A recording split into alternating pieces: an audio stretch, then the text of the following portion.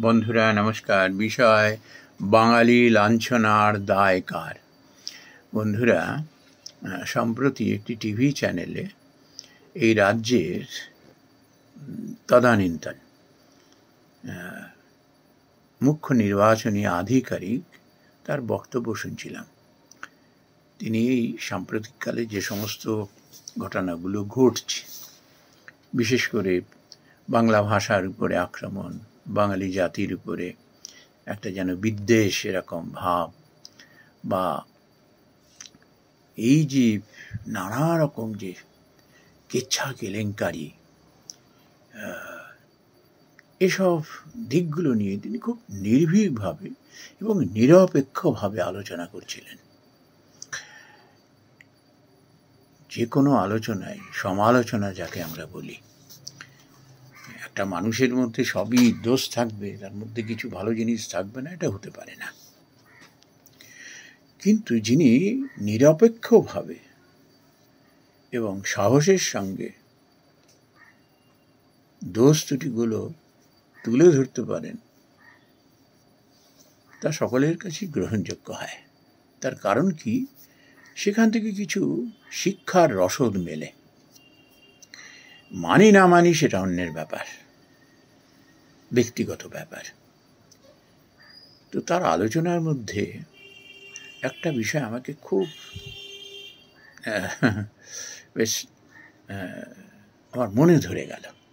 তিনি বললেন, এই যে বাঙালিরা এই যে এখন এত হেনস্থা হচ্ছে, বাংলা ভাষার উপরে এই যে আক্রমণ হচ্ছে, অবমাননাকর মন্তব্য করা হচ্ছে এই ভাষাটির উপরে, এর জন্য দায়ী কারা? এর জন্য দায়ী বাঙালিরাই। বাঙালিরা এখন সেইভাবে সাহস দেখাতে পারে কি, রুখে দাঁড়াতে পারে কি?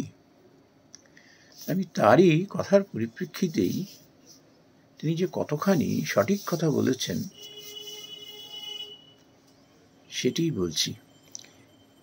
এই যে ইদানিং বাংলা ভাষার উপরে যে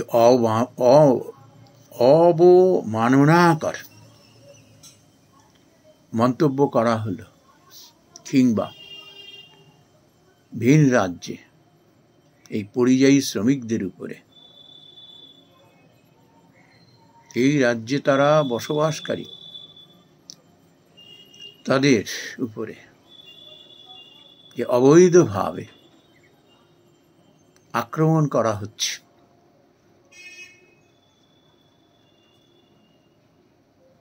এর প্রতিবাদে কজন সরব হয়েছে? সে নিজের দলের লোক হোক কি অন্য দলের লোক হোক, সপক্ষের লোক হোক কি বিপক্ষের লোক হোক, একটা ভাষা নিয়ে জাতি, জাতি নিয়ে একটা দেশ। মাতৃভাষা হলো নিজের মায়ের মতো আদরণীয় নিজের কাছে। সেই ভাষা নিয়ে কেউ হাসি ঠাট্টা করছে, মজা উড়াচ্ছে, আর আমরা চেয়ে চেয়ে দেখছি, মুখ খুলতে ভয় পাচ্ছি, যেহেতু আমি ওই রাজনৈতিক দলের লোক। এর থেকে ভীরুতা কাপুরুষতার কিচ্ছু হতে পারে না।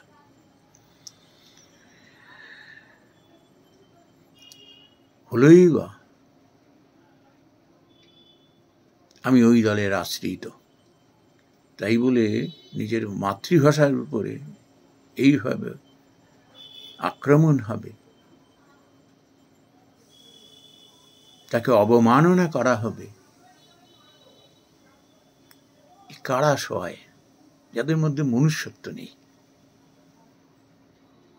শুধু তাই না, এই অবমাননাকর মন্তব্য যারা করছে, তাদের পরোক্ষভাবে তারা পাল্টা তত্ত্ব সাজিয়ে সাপোর্ট করছে। মানুষ এগুলো মেনে নেবে? বিশেষ করে বাঙালি এবং যাদের মাতৃভাষা বাংলা।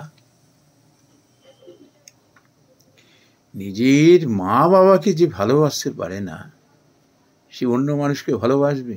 এ হয় কখনো? এই যে স্বার্থ তাড়িত হয়ে কিংবা নিজে পার পাওয়ার জন্য এই অন্যায়গুলোকে যারা সাপোর্ট করছে, তাদের একুলও নেই ওকুলও নেই, দুকুল শূন্য তাদের। বাঙালিরা আজকাল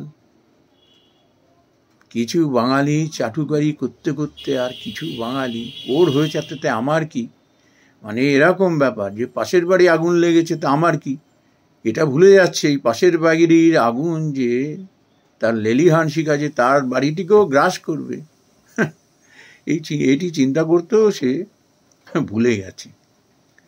চোখের সামনে একজন বাঙালিকে একজন নিগ্রহ করছে, সে দেখে চলে গেল। তা হামেশাই দেখি, হামেশাই। আমি একটা উদাহরণ দিচ্ছি। আমি পুনা থেকে ফিরছিলাম, তো সেকেন্ড এসিতে একটি ছেলে বেশ ধূপদারস্ত। আমার প্রথমে সন্দেহ হয়েছিল বাঙালি বলে তাকে মনে হয়নি, কিন্তু হঠাৎ ওই কামরার মধ্যে একটু যেন শোরগোলের আওয়াজ হওয়াতে তা আমি একটু উঁকি দিতে দেখি ওই ছেলেটি বাংলা বলছে। পরে জানলাম ছেলেটি বাঙালি। এবার হয়েছে কি, যাকে সে একটা ওই গেস্ট হাউসে উঠেছিল, তা তাকে এরকম পৌঁছে দিতে এসেছিল, সে কায়দা করে তার টিকিটটি নিয়ে চম্পট দেয়। সে বেচারির কাছে কোনো টিকিট নেই এবং ওই টিকিটের যে নাম্বার লেখা সেই অংশটি ছিঁড়ে নেয়। ওর কাছে যে টুকরোটাকে দিয়েছে তার কোনো ভ্যালু নেই। ওইটি দেখিয়ে সে হয়তো কিছু হলো পয়সা রিফান্ড পাবে, আর এই বেচারির তো দুরবস্থা।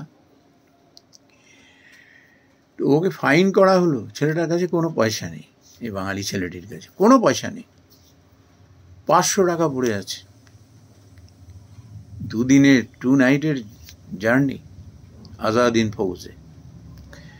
তো ওই কামরায় আরও যারা ঠিক ওই লাগোয়া বার্থগুলো যারা বসে আছে, তো তারা এই সমস্ত দেখছে আর কি। টিটি এসে তাকে বলেছে, হয় তুমি ফাইন দাও, কিন্তু তুমি বোনাফাইড প্যাসেঞ্জার আমি মেনে নিচ্ছি, ওই জন্য তোমার উপর কোনো আইনি পদক্ষেপ নিচ্ছি না,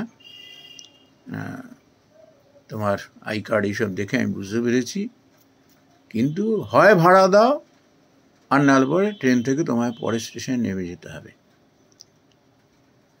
মধ্যরাত প্রায়, ওই সময় যদি নামিয়ে দেয় ছেলেটিকে, সে কোথায় যাবে?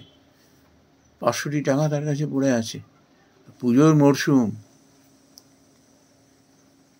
হঠাৎ আমার স্ট্রাইক করলো, আচ্ছা এই ছেলেটি যদি মাঝপথে নেমে যায়, তাকে নামিয়ে দেয়, ওর যে কী দুরবস্থা হবে আমি বুঝতে পারছি, এবং ওর বাবা মার কী অবস্থা হবে।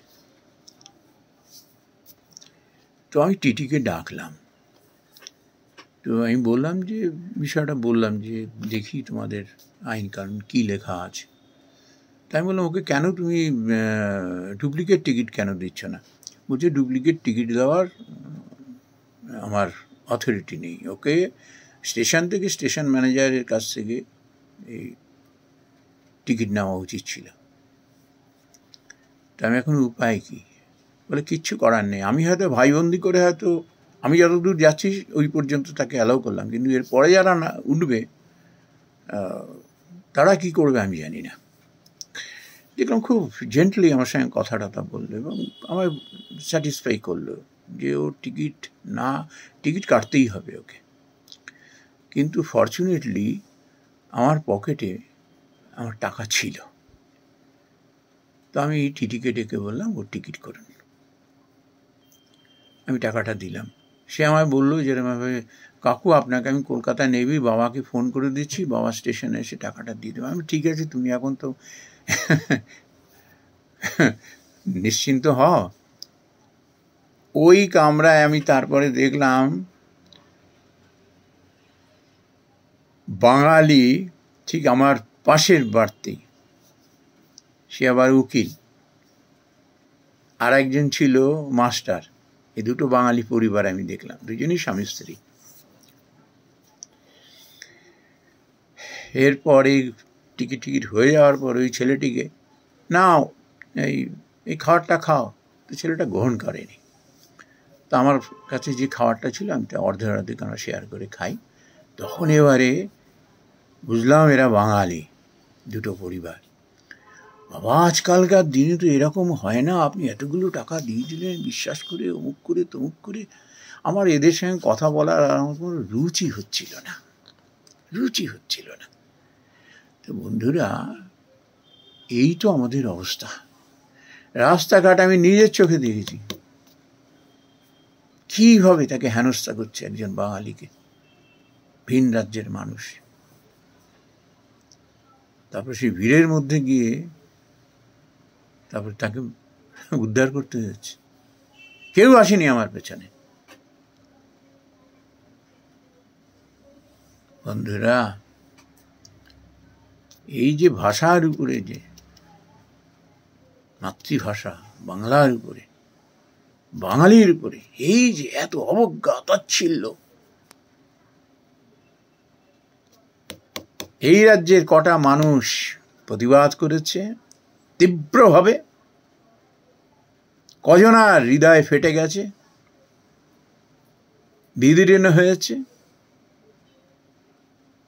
আমি বলছি না মারমুখী হও, কিন্তু আমার দল বলে সবকিছু মেনে নেব, এটা তো ঠিক হতে পারে না। প্রত্যেক নাগরিক, প্রথমে আমরা নাগরিক, তারপর দলের লোক। এটা একটা প্রতিবাদ করা উচিত, যাতে কখনো শুধু বাংলা নয়, এই দেশের কোনো আঞ্চলিক ভাষার উপরে যেন এইভাবে অশ্রদ্ধা, অবমাননাকর যেন মন্তব্য করতে কেউ সাহস না পায়। কোনো জাতিকে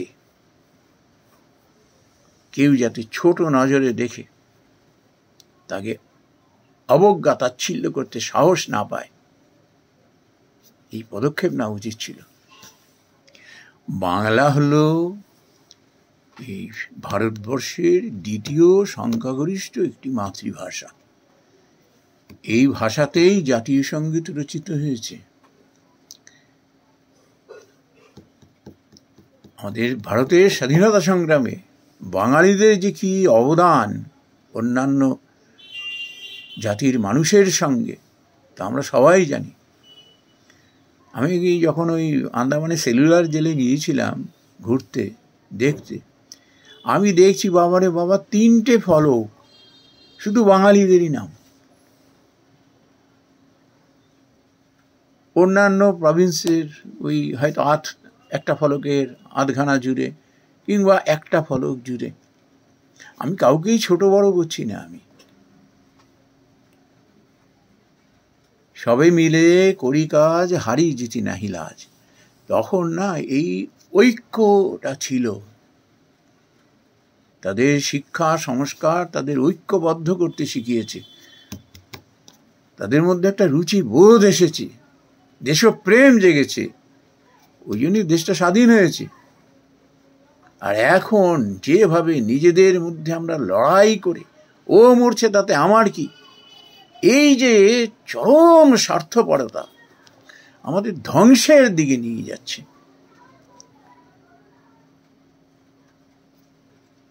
আমরা যদি এই যে অপশক্তি, অশুভ শক্তি, যারা মানুষে মানুষে বিদ্বেষ করে, মানুষে মানুষে ঘৃণা করতে শেখায়, তার জাতি ধর্ম তার ভাষা নিয়ে যারা মজা লোটে,